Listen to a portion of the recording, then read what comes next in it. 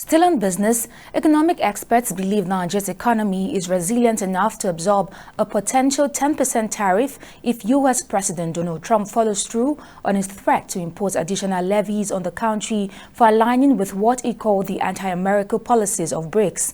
Speaking to TV 360 Nigeria, economist Akin Ogunshola stated that Nigeria has the capacity to withstand such a tariff, noting that the country is increasingly turning towards BRICS nations, particularly China.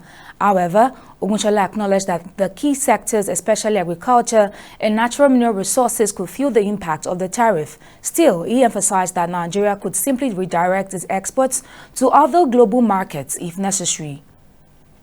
Nigeria has some outlined benefits that we're going to derive from the BRICS nation.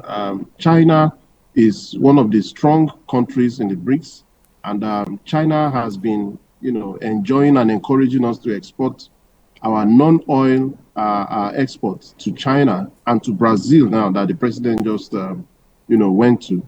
So Nigeria will be diverting their non-oil exports to China, and China will be benefiting more because we have lower tariff to actually export to China.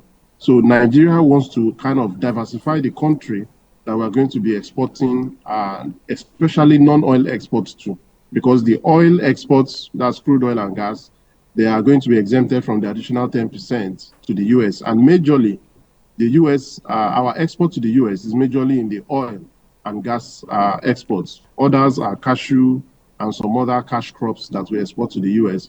But China is willing, is a very big alternative for us to actually export those non-oil exports to. So Nigeria will not really feel it. It's just to shift our exports from the U.S. and move it to China and Brazil. Majorly our cash crops and some other mineral resources that we export to the U.S., apart from the oil that we also export